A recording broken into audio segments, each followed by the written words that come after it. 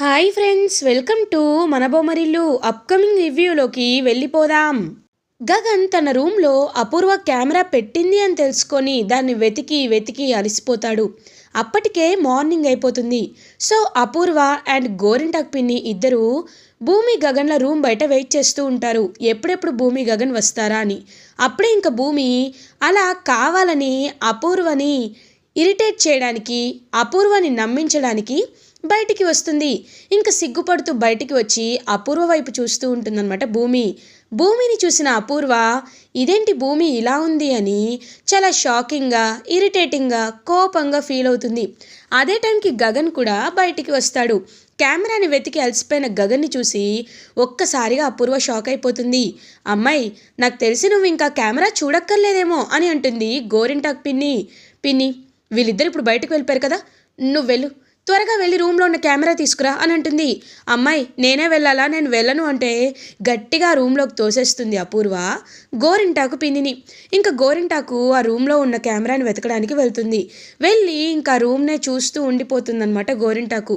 So వెంటనే అపూర్వ ఇదేంటి పిన్ని ఇంతసేపు అయింది వెళ్ళి, అయినా రాలేదేంటని లోపలికి వెళ్ళి చూసేసరికి ఆవిడ మురిసిపోవడం చూసి ఒక్కసారిగా అపూర్వ షాక్ అయిపోతుంది.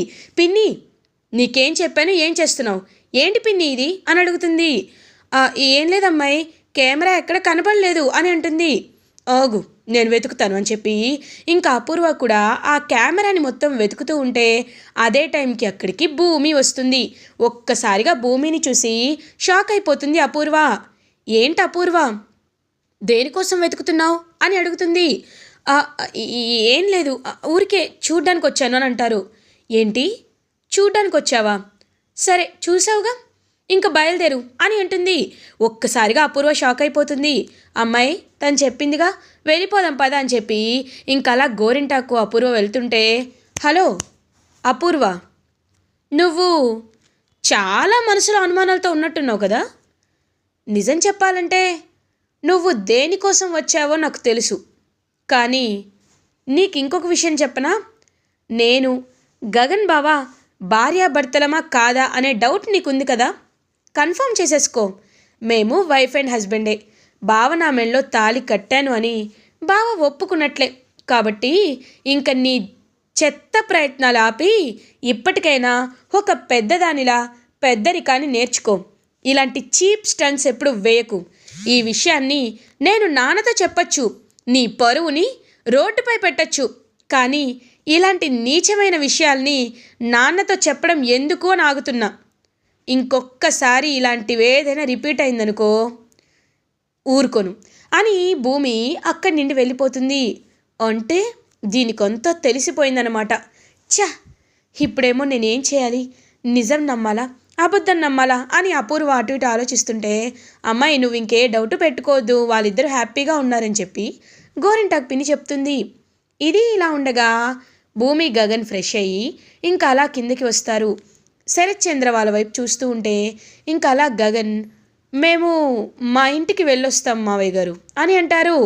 అలాగే అల్లుడు గారు, వెళ్ళి రండి అని అంటారు. వెంటనే అక్కడికి కృష్ణప్రసాద్ మీరా వాళ్ళు కూడా వస్తారు. నాన్న, వెళ్ళబోయే ముందు ఒకసారి మీ ఆశీర్వాదం తీసుకుంటాను అని అంటుంది భూమి. ఇంకా అలా కృష్ణప్రసాద్ చూస్తూ ఉంటాడు శరత్ చంద్ర వైపు. శరత్ చంద్ర ఏమీ చేయలేక సరే అని ఇంకా తనని ఆశీర్వదిస్తాడు. తర్వాత భూమి గగన్ ఇద్దరు శోభాచంద్ర ఫోటో దగ్గరికి వెళ్తారు. వెళ్ళి భూమి మనస్ఫూర్తిగా, అమ్మ, నేను చాలా బాధపడుతున్నాను. ఇటువైపు నాన్నని, ఇటు గగన్ బావని ఇద్దరిని కన్విన్స్ చేయలేకపోతున్నాను. ఇద్దరి మధ్యలో ఉన్న శత్రుత్వాన్ని తగ్గించలేకపోతున్నాను. నాకు స్వచ్ఛమైన ప్రేమ కావాలి అని నేను ఎంతగానో ఆరాటపడుతున్నాను, కానీ అది ఇద్దరి నుండి దొరకటం లేదు. నువ్వే ఎలా అయినా బావకి నిజం తెలిసేలా, నాన్న మనసు మారేలా చేయాలమ్మా అని పాపం శోభాచంద్ర ఫోటో ముందు నమస్కారం చేసుకొని ఇంకా తన ఇంటికి, శారదా వాళ్ళ ఇంటికి బయలుదేరుతారు భూమి అండ్ గగన్. ఇది ఇలా ఉండగా శారద భూమి గగన్ ఎప్పుడెప్పుడు వస్తారా అని పాపం ఎదురు చూస్తూ ఉంటుంది. అప్పుడే కరెక్ట్గా భూమి గగన్ ఇంటికి రావడంతో ఇంకా చాలా హ్యాపీగా ఫీల్ అవుతుంది అనమాట శారద.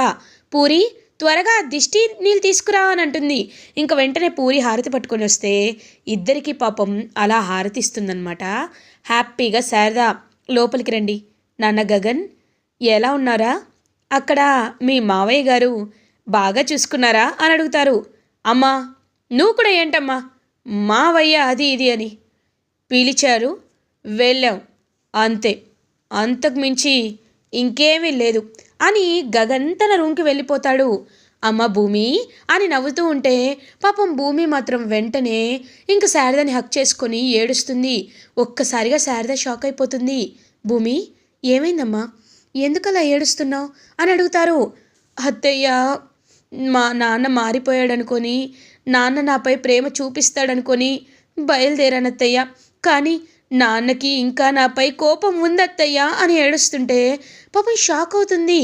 ఇదేంటి అమ్మ భూమి నువ్వేమంటున్నావు నాకు అర్థం కావట్లేదమ్మా, ఒకసారి వివరించి చెప్పు అని అంటే మొత్తం వివరించి కృష్ణప్రసాద్ మాట తీసుకోవడం వల్లే ఇదంతా జరిగింది అనే విషయాన్ని తెలుసుకొని షాక్ అయిపోతుంది శారద. నాన్న నాతో మాట్లాడిన ప్రతి ఒక్క మాట నా గుండెల్ని గుణపల్లా గుచ్చాయి, అది నాన్నకి అర్థం కావట్లేదు అత్తయ్య అని పాపం బాధపడుతుందన్నమాట భూమి. అమ్మ భూమి కొంతమంది అంతే, దేవుడు ఒక్కొక్కసారి తీరని అన్యాయం చేస్తూ ఉంటాడు. ఆ శరత్ చంద్ర గారికి నిన్ను కూతురుగా పుట్టించాడు అంతే, కానీ ఆయన మాత్రం నిన్ను ఏనాడు ఒక కూతురుగా కూడా అంగీకరించలేదు. ఎప్పుడు ఆ రాక్షసి లాంటి అపూర్వ మాటే వింటాడు, కానీ నీ మాట ఒక్కసారి కూడా వినిపించుకోడు అని పాపం బాధపడుతుందన్నమాట. అలా శారదా అత్తయ్య నాకు స్వచ్ఛమైన ప్రేమని చూపించారు అంటే అది కేవలం మీరు మాత్రమే అత్తయ్య. ఒక్కసారి గగన్ బావ మనసులో అపార్థాలన్నీ తొలగిపోతే బావ కూడా నాపై స్వచ్ఛమైన ప్రేమని చూపిస్తాడు అని పాపం అలా భూమి బాధపడుతూ శారదని హక్ చేసుకొని ఇంకా జరిగిందంతా చెప్పి తన బాధని షేర్ చేసుకుంటుంది. ఇది ఇలా ఉండగా గగన్ ఆఫీస్కి రీచ్ అవుతాడు. ఆఫీస్కి వెళ్ళి తన వర్క్ అంతా చేసుకుంటుంటే కరెక్ట్గా అదే టైంకి ఇంకా గగన్ అటు ఇటు తిరుగుతూ ఆలోచిస్తుంటే అదే టైంకి తన ప్యూన్ వస్తాడు. సార్ మీకు ఒక ఇంపార్టెంట్ న్యూస్ సార్, మీరు ఒక ప్రాజెక్ట్ని ఓకే చేయాల్సి వచ్చింది సార్, కానీ మీరు వాటిని పెండింగ్లో ఉంచారు, సో ఆ ఫైల్ని ఒకసారి అని అంటారు. ఓకే 100 crores ప్రాజెక్టే కదా, మనం చేస్తామని ఒప్పుకో అని అంటారనమాట గగన్. ఇంకా పాపం హ్యాపీగా ప్యూన్ అక్కడి నుండి వెళ్ళిపోతారు. గగన్ అలా ఆఫీస్లో తన వర్క్ చేసుకుంటూ ఇంకా భూమినే గుర్తు చేసుకుంటూ ఉంటాడు. ఇదేంటి, నేను భూమిని ప్రేమించట్లేదు కదా, భూమి నా భార్య కాదని అనుకుంటున్నాను కదా, అలాంటిది భూమి ఎందుకు నాకు పదే పదే గుర్తుకు వస్తుంది అని చెప్పి ఇంకా గగన్ అలా అర్థం కాకుండా భూమి ధ్యాసలోనే గడుపుతాడు. ఇది ఇలా ఉండగా భూమి డ్యాన్స్ ఇన్స్టిట్యూట్కి రీచ్ అవుతుంది. ఇంకా ఎప్పట్లా తన స్టూడెంట్స్కి డ్యాన్స్ నేర్పిస్తూ పాపం భూమి అయితే హ్యాపీగా స్టూడెంట్స్కి డ్యాన్స్ నేర్పిస్తుంటే అదే టైంకి భూమి చాలా బాధపడుతుంది. శరత్ చంద్ర అన్న మాటల్ని గుర్తు చేసుకుంటూ అపూర్వ చేసిన నీచపు పనిని గుర్తు చేసుకుంటూ దేవుడా ఈ సమస్యలన్నీ ఎప్పుడు తొలగిపోతాయి, ఒకవైపేమో కష్టపడి సంపాదించిన ఆ సాక్ష్యాన్ని కూడా అపూర్వ మటు మాయం చేసింది, ఇంకొక వైపేమో ఇలా జరుగుతుంది, నా తలరాతలో కష్టమే ఉందా, ఎప్పుడు నాకు ఎలాంటి సమాధానం దొరకదా, పరిష్కారం దొరకదా అని పాపం భూమి చాలా బాధపడుతుంది. ఇది ఇలా ఉండగా గగన్ ఆఫీస్కి ఎస్పీ సూర్య వస్తాడు. ఒక్కసారిగా గగన్ ఎస్పీ సూర్యని చూసి చాలా ఇరిటేటింగ్గా ఫీల్ అవుతాడు. ఎందుకు వచ్చారు ఇక్కడికి అని అడుగుతారు. ఏం లేదు మిస్టర్ గగన్, నీకు ఒక ముందుగా కాషన్ నోటీస్ ఇవ్వడానికి వచ్చాను. ఎందుకో తెలుసా, మీ నాన్నని ఆ రోజు నువ్వు కాపాడుకున్నట్టే జీవితాంతం కాపాడుకోగలనని అనుకుంటున్నావేమో, నువ్వు రాంగ్ అని చెప్పడానికే వచ్చాను. ఎప్పటికైనా మీ నాన్న జైలుకు వెళ్ళాల్సిందే, ఎందుకంటే ఆయన 2 ప్రాణాలు తీశాడు. ఒకరిని ప్రత్యక్షంగా చంపాడు, ఇంకొకరిని పరోక్షంగా మా అన్నయ్యని చంపాడు.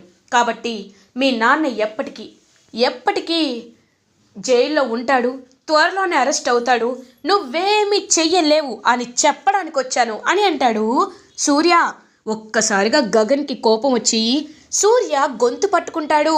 చెప్పానా, నాకు నాన్నున్నాడని చెప్పానా, నేను ఆయన మా నాన్నని చెప్పానా, ఎందుకు బలవంతంగా లేనిపోని సంబంధాల్ని అంటగడుతున్నారు అని అడుగుతాడు గగన్. వావ్, బాగుంది, చాలా బాగుంది, అయినా మీరందరూ ఒకే బ్యాచ్ కదా. నువ్వు, అపూర్వ, శరత్ చంద్ర, ఆ భూమి, అందరూ అందరూ ఒకటే. నన్ను మోసం చేయడానికే వచ్చారు. ఎందుకంటే మా అమ్మని చంపాలనుకుంది ఆ అపూర్వ అని నీకు చెప్పినా నువ్వు పట్టించుకోలేదు. దున్నపోతుపై వర్షం కురిసినట్టు కనీసం ఆ కేసు ఫైల్ కూడా ఎఫ్ఐఆర్ తీసుకోలేదు. అలాంటి నిన్ను నేను నమ్మాలా అని అంటాడు గగన్. హేయ్, షర్ట్ వదులు. ఏంటి, నేను, భూమి అందరూ ఒకే బ్యాచా? అయినా భూమి మొహం చూసి నిన్ను ఇన్ని రోజులు వదిలేస్తున్నాను. లేకపోతే నువ్వు ఇప్పుడు ఎక్కడ ఉండేవాడివో నీకే తెలియదు గగన్. ఏమన్నావు?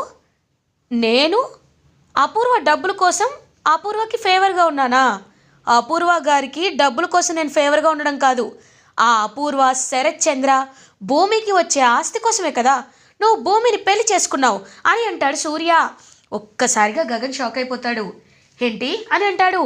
అవును, ఆ రోజు శరత్ చంద్ర గారు నీ క్యారెక్టర్ గురించి నాకు మొత్తం చెప్పాడు. భూమి ఆస్తి కోసమే కదా నువ్వు భూమిని పెళ్లి చేసుకుంది, ప్రేమించింది అని అంటాడు సూర్య. ఒక్కసారిగా టెంపర్ రైజ్ అవుతుంది గగన్కి.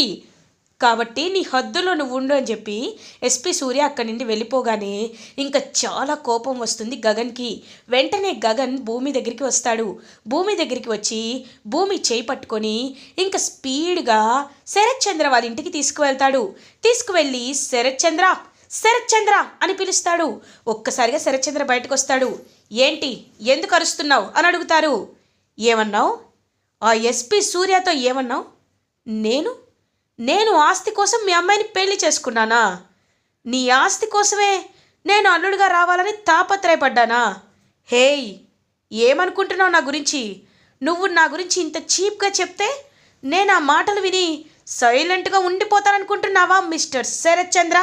నాకు నువ్వన్నా నీ కుటుంబం అన్నా పరమ అసహ్యం. కానీ నీ కుటుంబంలో వ్యక్తి కాదేమోనని భూమిని ప్రేమించాను. నీ కూతురని తెలిసాక తన్ని దూరం పెట్టాను. నువ్వే వచ్చి నా కాళ్ళు పట్టుకున్నట్టు బ్రతిమలాడితే భూమిని పెళ్ళి చేసుకోవాలనుకున్నాను. అప్పుడు కూడా భూమి ఇల్లరికం రమ్మంటే వద్దని వదిలేసి వచ్చాను. అంత అంత స్ట్రాంగ్గా ఉన్నాను నేను. కానీ నువ్వు ఈ భూమి ఆస్తి కోసం నేను పెళ్లి చేసుకున్నానని ఆ ఎస్పీ సూర్యతో చెప్తావా అని అంటాడు గగన్. రేయ్, ఆస్తి కోసం కాకపోతే దేనికోసం చేసుకున్నావురా? భూమిని నువ్వు మాయ చేస్తావురా అని అంటారు. నాన్న, ఏం నాన్న మీరు మాట్లాడేది? గగన్ భావన నాస్తి కోసమా? చీ, మీరు చాలా తప్పుగా ఆలోచిస్తున్నారు నాన్న. అవునులే, పక్కన ఒక గ్రహం మీకు పట్టుకుంటే నేనేం చేయగలను అని అంటుంది అపూర్వని చూస్తూ భూమి. చూసావా బావా, భూమి నా గురించే మాట్లాడుతుంది. నేను గ్రహాన్నంట అని అంటుంది అపూర్వ. భూమి, ఎందుకు నువ్వు అపూర్వని తక్కువ చేసి మాట్లాడుతున్నావు? అయినా నా దృష్టిలో నువ్వు ఎప్పుడో అని అనేసరికి గగన్, వావ్ సూపర్, భూమి ఆస్తి కోసం నేను పెళ్లి చేసుకున్నాను అంటున్నావు. భూమిని నీ చేత్తో నేను తాళి కట్టకపోయినా కట్టానని చెప్పి మెడలో ఒక పసుపు కొమ్ముని వేసుకోమని చెప్పి నా ఇంటి దగ్గర వదిలేసి వెళ్ళావు. తర్వాత నువ్వే నా కాళ్ళ దగ్గరికి వచ్చి నీకు భూమికి మేము అన్ని కార్యక్రమాలు చేస్తామని తీసుకెళ్ళావు. అందుకు నేను వచ్చాను, కానీ నీ ఇంటి అల్లుడి హోదాలో కాదు. హే భూమి, నువ్వు టైం లోపల నిరూపించుకోలేకపోయావు. నువ్వు నా భార్యగా ఉండే అర్హతని కోల్పోయావు.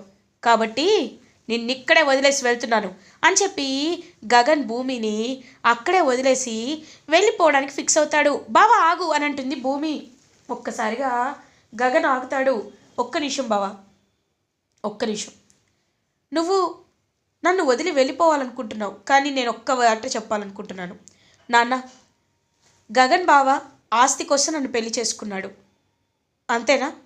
సరే, ఆస్తి ఎవరి పేరుపై ఉందని కాదు, ఎవరు అనుభవిస్తున్నారు అనేది లెక్కలోకి వస్తుంది. మా అమ్మ శోభాచంద్ర ఎంతో కష్టపడి ఎన్నో నాట్య కళల్లో నాట్యం చేసి తన కాళ్ళ కష్టంతో సంపాదించిన ఆస్తిని నువ్వు, అపూర్వ అనుభవిస్తున్నారు కదా.